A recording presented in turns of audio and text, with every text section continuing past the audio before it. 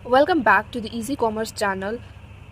आज हम करेंगे chapter 3 of economics agriculture industry and trade का सेकेंड पार्ट इंडस्ट्री, जिसमें हम देखेंगे कि इंडस्ट्री में क्या डेवलपमेंट हुई जब 1950 से 90 तक पब्लिक सेक्टर के हाथ में सभी कंट्रोल था। जीडीपी ग्रोथ बढ़ गई थी जब एपी सेंटर हमारा इंडस्ट्रियल सेक्टर के हाथ में आया। मीन्स जैसे कि जीडीपी ग्रोथ इंडस्ट्रियल सेक्टर से ही बढ़ सकती है, तो जीडीपी ग्रोथ बढ़ना शुरू हो गई। प्लानर्स थे, जो पॉलिटिशियंस थे, उन्होंने कहा कि जो इंडस्ट्रियलाइजेशन है हम प्राइवेट एंटरप्राइजेस पे नहीं छोड़ सकते, इसको पब्लिक को ही चलाना होगा। मीन्स गवर्नमेंट को ही इसमें इन्वॉल्व होना होगा। क्यों? फर्स्ट रीजन है lack of capital.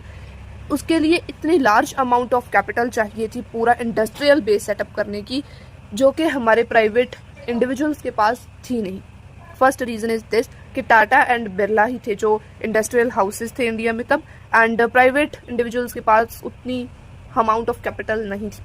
Second, low inducement to invest. Means सभी की इतनी इच्छा नहीं होती थी कि हम इन्वेस्ट करें इंडस्ट्रियल सेक्टर में। क्यों? क्योंकि हमारी लो इनकम थी। लो इनकम क्यों थी? क्योंकि लो डिमांड थी। लो डिमांड क्यों थी? क्योंकि लो मार्केट, मीन्स मार्केट का साइज बहुत छोटा था। एंड देन लो इंड्यूसमेंट, इसके लिए लो इंड्यूसमेंट थी, मीन्स लो इच्छा थी, क्योंकि मार्केट का साइज तो बहुत छोटा था, इसलिए लोग इतना प्रेफर नहीं करते थे इन्वेस्टमेंट करना। सो अगर इच्छा नहीं होती थी तो वो इन्वेस्ट नहीं करते थे। लो इन्वेस्टमेंट थी तभी तो लो इनकम थी। ये सारा रिपीट हो ही जा रहा है साइकिल।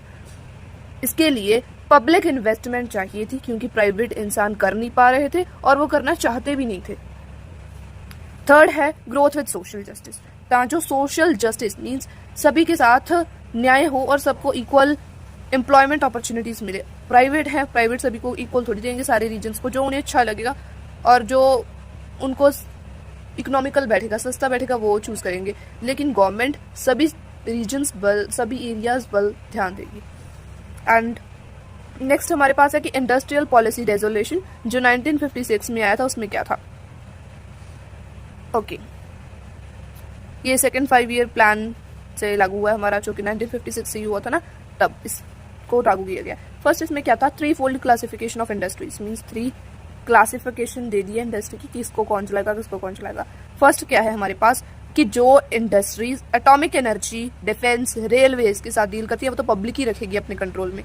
हर हाल में पब्लिक ही उसका, मीन गवर्नमेंट ही उसका ध्यान रखेगी। एटॉमिक एनर्जी है हमारा, कोई ब्लास्ट वगैरह, जो बॉम्ब्स वगैरह बनते हैं। डिफेंस, जो हमारे डिफेंस इक्विपमेंट है, आर्म्स हैं, जो भी हथियार वगैरह हैं। एंड रेलवेज, वो सभी हमारी पब्लिक सेक्टर मीन्स गवर्नमेंट देखेगी।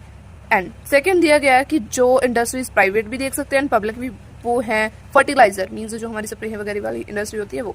एंड माइनिंग इंडस्ट्री, अगर हम एक्सट्रैक्ट कर रहे हैं धरती में से रिसोर्सेज, तो वो भी हमारे दोनों देख सकते हैं। All were left in private sector. Third means जो भी रह गए, fertiliser, mining, atomic, defence, railway को छोड़कर वो सारे प्राइवेट में आ सकते हैं। मीन्स इनको प्राइवेट एंटरप्राइजेस कंट्रोल कर सकती हैं, लेकिन एटॉमिक, डिफेंस, रेलवे तो पक्का है कि ये गवर्नमेंट ही कंट्रोल करेगी। फर्टिलाइजर इंडस्ट्री और माइनिंग दोनों कर सकते हैं। जो बच गई वो सभी प्राइवेट की हो गई हैं, कि उनको कंट्रोल कर सकते हैं प्राइवेट वाले। अब सेकेंड क्या था उसका रेजोल्यूशन? Industrial licensing. मीन्स जो प्राइवेट सेक्टर के एंटरप्रेन्योर्स हैं, जो अपनी इंडस्ट्रीज खोलना चाहते हैं, उनको फर्स्टली लाइसेंस लेना पड़ेगा गवर्नमेंट से, ताकि वो अपनी न्यू एंटरप्राइज शुरू कर सके। अगर वो उसकी ग्रोथ करना चाहते हैं, पिछली को बढ़ाना चाहते हैं, तो उसके लिए लाइसेंस भी लेना पड़ेगा कि हम अपनी प्रोडक्शन कैपेसिटी लिमिट बढ़ा लें, उसके लिए भी लाइसेंस लेना पड़ेगा। थर्ड इसका क्या था? Industrial concession. मीन्स जो भी बैकवर्ड रीजन्स हैं कंट्री के, जहां पर कोई ग्रोथ नहीं है, इंडस्ट्री नहीं है, अगर कोई वहां पर इंडस्ट्री लगाएगा तो उसको टैक्स हॉलिडे, मीन्स टैक्स से छुट्टी मिल जाएगी। सब्सिडाइज पावर सप्लाई, जो पावर है, बिजली है, वो भी सस्ती मिलेगी। ऐसे उसमें कुछ फायदे भी थे अगर कोई प्राइवेट सेक्टर, अगर कोई बैकवर्ड रीजन में अपनी इंडस्ट्री सेटअप करता है, प्राइवेट सेक्टर का ही बंदा। Now small scale industry. Small scale industries क्या थी उनके बारे में देखते हैं। पहले तो लार्ज स्केल इंडस्ट्री थी, वो क्यों सेटअप हुई? ताकि इंडस्ट्रियल इंफ्रास्ट्रक्चरल बेस मिल जाए कंट्री को। एंड स्मॉल स्केल इसलिए हुई ताकि हमारी ग्रोथ अपॉर्चुनिटीज हैं, जनरल पीपल को मिले, एम्प्लॉयमेंट अपॉर्चुनिटीज मिले उनको, ताकि उनकी भी ग्रोथ हो पाए, इसलिए हमने स्मॉल स्केल इंडस्ट्रीज लगाई थी। ओके, नाउ ये 2 ब्रॉड डायमेंशंस हैं। अब स्मॉल स्केल इंडस्ट्री है जो, वो क्या होती है, इसकी डेफिनेशन क्या है? ये ऐसी यूनिट है जिसका एक फिक्स्ड इन्वेस्टमेंट का बेस है कि इसको लेस देन 10 करोड़ नहीं इन्वेस्ट करना, और इसका टर्नओवर है जो वो 50 करोड़ से ज़्यादा नहीं होना चाहिए। अगर हम बात करें 51 के बिगनिंग में तो इन्वेस्टमेंट 5 लाख से ज़्यादा नहीं होनी चाहिए थी, बट अब इन्होंने कह दिया कि 10 करोड़ से कम नहीं होनी चाहिए।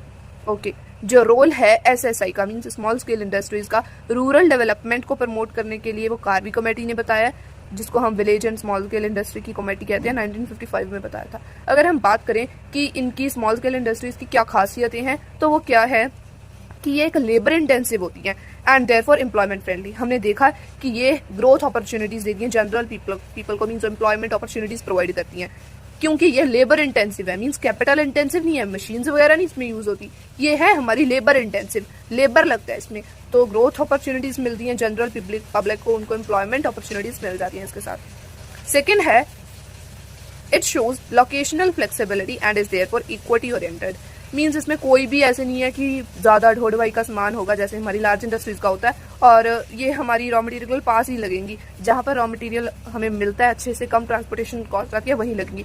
नहीं, ऐसा नहीं है। स्मॉल स्केल को हम रीजनल, जहाँ पर बैकवर्ड है, कोई इंडस्ट्री नहीं सेटअप हुई है, वहाँ पर लगा सकते हैं, क्योंकि इतना कॉस्ट नहीं आता है रॉ मटेरियल को एक जगह से दूसरी जगह पर लगाने का, तो ये बेनिफिट भी मिल जाता है बैकवर्ड रीजन के पीपल को। थर्ड क्या है, इनमें स्मॉल इन्वेस्टमेंट होती है। स्मॉल इन्वेस्टमेंट तो अपने आप में ही एक करेक्टरिस्टिक है कि इतना बड़ा इन्वेस्टमेंट नहीं करना पड़ता इसमें। एंड हम बात करें तो गवर्नमेंट भी सपोर्ट करती है इनको। कैसे? इन पर एक्सरसाइज ड्यूटी बहुत कम लगती है, और अगर हम बैंक लोन की बात करें तो उस पर इनको बहुत कम इंटरेस्ट रेट पे लोन मिल जाता है अगर कोई स्मॉल स्केल इंडस्ट्री सेटअप करता है। ये था हमारा इंडस्ट्री का कि पब्लिक सेक्टर ही क्यों कहता है कि मैं ही इन्वेस्ट करूंगा। हमारे कुछ रीजंस थे कि कैपिटल नहीं है इतनी लोगों के पास, एंड वो इतना फुली एक्टिव भी नहीं है पार्टिसिपेशन में। एंड फिर हमने क्या, इंडस्ट्रियल पॉलिसी रेजोल्यूशन जो 3 थे कि कौन कौन किस में इन्वेस्टमेंट कर सकता है। अब हमने स्मॉल स्केल इंडस्ट्री किया, it's very easy. Now trade is a very small part. Okay, trade, हमारी कंट्री ने कहा कि इम्पोर्ट सब्सटीट्यूशन करते हैं। इम्पोर्ट सब्सटीट्यूशन मीन्स जो हम गुड्स बाहर से, फॉरेन से, अब्रॉड से मंगवाते हैं वो हम यहीं पर प्रोड्यूस करना शुरू कर दें, ताकि जो हमारा फॉरेन एक्सचेंज का रिजर्व है वो कम ना हो।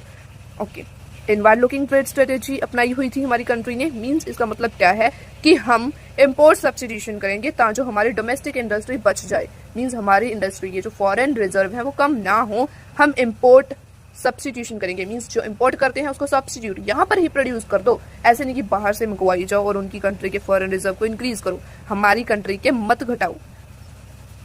ये था कि सेव करो फॉरेन एक्सचेंज रिजर्व को। एंड सेकेंड था कि जो हमारा फॉरेन एक्सचेंज है तो वो तो पहले से ही कम है और उसको हम बाहर भेजकर कम ना करें, ये था। और कहा कि उन्हीं गुड्स को मंगवाया जाए जो यहाँ पर नहीं प्रोड्यूस हो सकती हैं, लैक ऑफ टेक्नोलॉजी वगैरह की वजह से, उन्हीं को मंगवाया जाए। थर्ड क्या है कि गवर्नमेंट ने ऐसे तो कह दिया कि इंपोर्ट सब्सटीट्यूशन करो, जो हम बाहर से मंगवाते हैं उनको यहीं पर प्रोड्यूस करो। ऐसे नहीं कहा कि हम बाहर को गुड्स ज़्यादा भेजना शुरू कर दें, ऐसा भी तो हो सकता था, उससे भी तो हमारा फॉरेन रिजर्व बढ़ेगा ही। अगर हम बाहर को ज़्यादा भेजेंगे means rest of the world को ज़्यादा एक्सपोर्ट करेंगे। एक्सपोर्ट करना होता है कि हम ज़्यादा गुड्स अब्रॉड भेज रहे हैं, फॉरेन भेज रहे हैं, उससे हमारा फॉरेन रिजर्व बढ़ता है।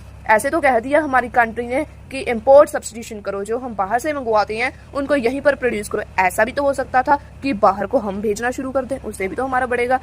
एंड गवर्नमेंट ये चाहती थी कि हमारी इंडस्ट्री क्या हो, प्रोटेक्ट हो, ताकि जो हमारा फॉरेन रिजर्व ना कम हो। यही था ट्रेड में। Thank you guys.